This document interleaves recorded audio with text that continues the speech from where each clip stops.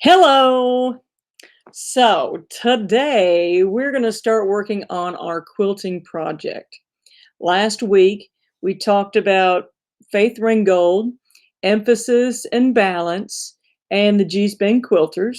Okay, just to share with you just a touch, we talked about these fabulous ladies. Faith Ringgold, that mixed media artist who does the quilting and the soft sculptures and the printmaking and the painting and the story quilts, right? And mask making. And the G-Spin ladies that create their own kind of freeform type quilts. Okay, now, sorry. So what we're going to do today, we're going to be creating the paper fabric that will go to our log cabin quilting square. So we'll have a 9x9 square that we don't need today. And we are going to be creating all these fun patterns to make the log cabin quilt square. And you're like, what is the log cabin quilt square? Well, if you look right over here, see how you've got the long purple? And then what happens is basically you start making like a spiral using the rectangles until it meets back into the center, which is kind of cool. So that's what we're going to be doing. And look at this picture right down here with the reds. Look at all the different patterns. Yeah, it kind of goes together. You get the same kind of color scheme going on. Does it balance? Yeah, the red is really visually heavy though, isn't it? This one's interesting. Another log cabin square. We're using complementary colors, red and green. We don't see those together except for Christmas, right? Here are some more. There are many log cabin squares that are then put together to make the overall quilt. Now, you've really got to think and put that kind of design together, don't you, to make that big spiral. That is very cool. And even if you look at this one, is that some crazy fun or what? That makes my head hurt. So that's why I'm not a quilter. So we're going to go back to our quilts. So when we looked at my quilt, it's a pretty old quilt. It's got all kinds of fabric in it. You've got people, you've got trees, you've got stripes, you've got chickens and hearts, you've got all kinds of fun designs. So, you can go and do whatever. It doesn't just have to be lines and shapes. If you want to illustrate something and that's part of your design, that's great. It's your favorite ball team. It's my favorite sport. I'm going to make a pattern or a design out of that. It doesn't have to be an exact pattern. It can just be this cool design. You want to use 3 or more colors in every design that you make. You are going to use 4 pieces of paper. Okay, so you're going to get 4 rectangles, your choice of colors, and that would be 5. And when I made my first example, I just took my 4 rectangles and I made 4 big designs on them. I just did the design all the way down the bottom. And then I started putting this together. I'm like, well, that's boring, because then if I only have 4, then this color is supposed to be here, and then that color is supposed to, it wasn't going to work out well. So I thought, I don't want to do it that way. So I came up with a better idea.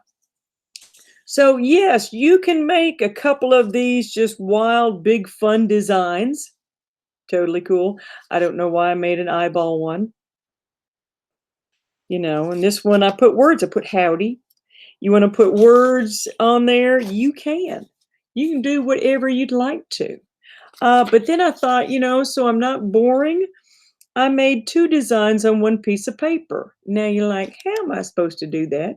Well, when we go to make our rectangles, we're going to be taking your piece of paper and we're going to match up the 2 long edges and fold it in half. And we're going to cut that piece of paper in half so that we have enough rectangles to make our log cabin square. Okay, so what we're going to do, when you get your piece of paper, you can, so let me do an example. So I'm getting my blank piece of paper, bring the long edge to the long edge, crease it down. So now I have two sides, and then, you know, do whatever you want. Lines, shapes, patterns, vegetables, flowers, plaids, aliens, whatever you want to do. It needs to be 3 or more colors. There's some heffalumps there, circle and some funky ears and a J. There's your heffalump, with some orange slices. You know, I wrote, this is upside down, love, and just kept going, love, love, love. Whatever design that you want to do, okay? Totally, totally up to you. But here are the parameters. When you're making your design, let's move my quilt square out of the way. When you're making your design, you want to go from edge, so from that folded line, to the edge of your paper. Yes, I'm using crayons. Yes, you can use whatever you have to color with. But I'm telling you, if you're using colored pencils, it takes too long. You have to stop and sharpen, and it's not bright enough. So, no on the colored pencils. If we need to use somebody else's stuff, we'll probably have some extra crayons or markers that you can use. But you want to use at least 3 different colors. Make whatever kind of design that you want. You know, if you want to do something in there solid, do something in solid. You do, pardon me, whatever you want to do. Okay? And maybe another color in the middle.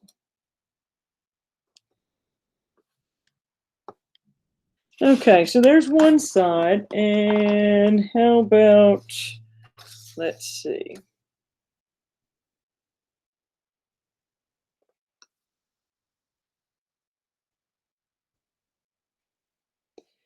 Do whatever kind of design that you want to do.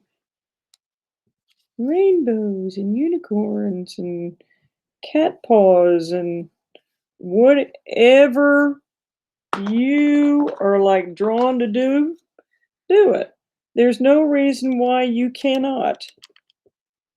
You know, create an interesting design that's going to fill your page, be colorful. Let's see. Yeah.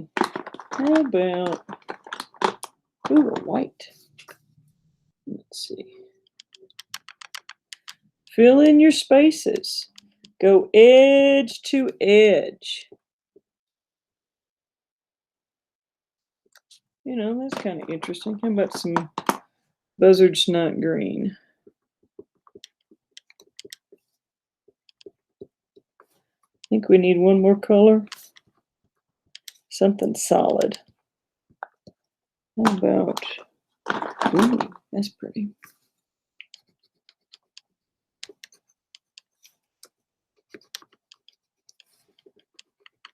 There.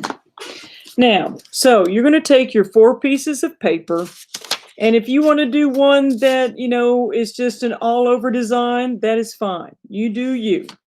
Okay, and then you're going to get your other 3 papers done. You probably want more of a variety, so I would at least split one of these. I would do more than one.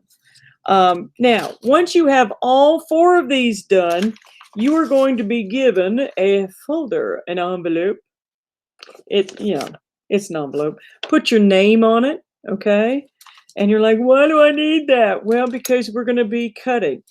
If you have time today and you get your 4 pieces, you get them all designed, colored in nice and solidly, more than 2 colors, preferably 3 plus. Then you're going to cut on that folded line. Okay, so we have our two pieces. And you're like, well, what about the big pieces? Got to do the same thing. You got to take the long side, bring it up to the other long side, and fold it in half. Oh, very important. Write your name on both pieces. Why do I got to write my name on both pieces, Miss Miller? Well, because they might fall out and somebody go, hey, Joe Bob, are these yours? Oh, look, it's got your name on it. Joe Bob. These are Joe Bob strips. Okay, so cut those in half, even the whole ones, fold it in half, and cut on that folded line. Okay, then let's see. So 4 times 2 is how many? 8. So that means you need to make sure that you have 8 strips going in your folder today. And take your time, because this is going to be really cool. Now, next week, we are going to do the log cabin square together with all your strips. So I would prefer that you have them all designed and cut apart. If it's just a little bit of coloring or a little bit of cutting apart for next week, no problem. Okay? So that's the plan, Stan. Have a good time coloring and just making some cool, fun, crazy designs. I sure had a whole lot of fun making all of these. So have a great time, and I will see you guys next week. Okay? All right.